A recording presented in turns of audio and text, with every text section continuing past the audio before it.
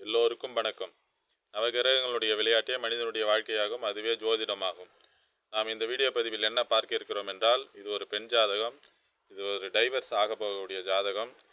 இதனுடைய தசாபுத்தியின் அடிப்படையில் லவ் பண்ணி தான் திருமணம் செய்து கொண்டார்கள். இருந்தாலும் அவர் தசாபுத்தியின் அடிப்படையில் சரியில்லாத காரணத்தால் அவருக்கு டைவர்ஸ் ஏற்படக்கூடிய சூழ்நிலை உருவாகி இருக்கிறது. அதனை பற்றி இந்த வீடியோ பதிவில் பார்ப்போம். இவர் ஒரு பெண் ஜாதகர். 15/1/1996 பிறந்துள்ளார். 11:20 காலையில் கடலூரில் பிறந்தால் பெண் ஜாதகம். இவர் சுவாதி நட்சத்திரம் 4ஆம் பாதமாகும். இவர் பிறக்கும் பொழுது ராகு தசை ஒரு 3 ஆண்டு காலங்கள் பிறந்துள்ளார். அதுக்கு பிறகு குரு தசை, அதன் பிறகு சனி தசை 38 வயது வரைக்கும் சனி தசை இவருக்கு நடந்து கொண்டிருக்கிறது. தற்போது நடப்பது சனி தசை ஆகும். இவர் மீன லக்கணத்தில் பிறந்துள்ளார். லக்கணத்திலே கேது, 7இல் ராகு, 8இல் சந்திரன், 10இல் குரு, 11இல் சூரியன், செவ்வாய், புதன். செவ்வாயும் புதனும் அஸ்தங்கமாகும். 12இல் சுக்கிரன், சனி ஆகும். இவருக்கு 7ஆம் பாவகம் எப்படி இருக்கிறது என்பதை பற்றி பார்ப்போம். 7ஆம் பாவகம் ராகு கேது அமைப்பு உள்ளது. 7ஆம் பாவகாதிபதி 11ஆம் இடத்தில் அமைந்துள்ளார். அவர் 6ஆம் அதிபதியோடு சேர்ந்து சூரியனோடு சேர்ந்து அஸ்தங்க அமைப்பில் உள்ளார். அப்பொழுது லக்கணத்துக்கு 2ஆம் இடத்தை செவ்வாய் பார்க்கிறது. உச்சமாகி 2ஆம் இடத்தை செவ்வாய் பார்க்கிறது. அது குடும்பாதிபதியும் செவ்வாய் அஸ்தங்க அமைப்பில் உள்ளார். ராசிக்கு 2ஆம் அதிபதியான செவ்வாய் அவரும் அஸ்தங்க அமைப்பில் உள்ளார். 7ஆம் பாவகம் பாதிக்கப்பட்டிருக்கிறது. 7ஆம் பாவகாதிபதியும் பாதிக்கப்பட்டு இருக்கிறார். கடுமையான செவ்வாய், சூரியன், புதன் கடுமையான அஸ்தங்க தோஷத்தில் அமைந்துள்ளார். கலத்திரகாரகனாகிய சுக்கிரன் 12இல் அவருக்கு மறைவு கிடையாது. இருந்தாலும் 12இல் சனியோடு சேர்ந்து பாவத்துவ அமைப்பில் உள்ளார். இதுபோல் இருக்கும்போதெல்லாம் இவருக்கு திருமணத்தை காலதாமதம் தாழ்த்தி நடத்த வேண்டும்.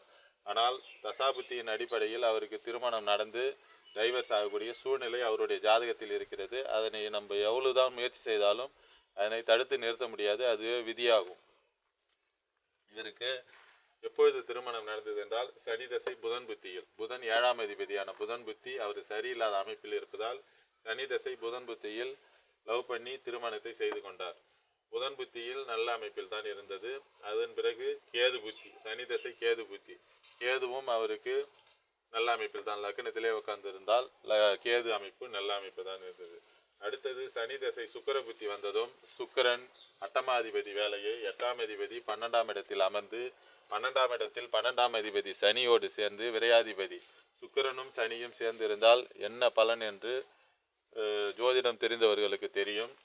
அந்த சுக்கிரன் அட்டமாதிபதி 12இல் அமர்ந்து சனியோடு சேர்ந்து இருப்பதால் அந்த சுக்கிர புத்தியில் அவருக்கு நெகட்டிவான எண்ணங்களை கொடுத்து, தவறான சிந்தனைகளை கொடுத்து அவருக்கு சுக்கிர புத்தி வாழ்க்கையை புரட்டி போட்டு டைவர்ஸ் ஆகக்கூடிய அமைப்பை உருவாக்கிவிட்டது. சுக்கிர புத்தி முடிந்தவுடனே அதன் பிறகு வரக்கூடிய தசாபுத்தி நல்ல அமைப்பில் இருக்க வேண்டும். அப்போது இருந்தால்தான் அந்த பிரச்சனை சரியாகும். ஆனால் அதுக்கு பிறகு வரக்கூடியது சூரிய புத்தி. சூரியன் 6ஆம் அதிபதி.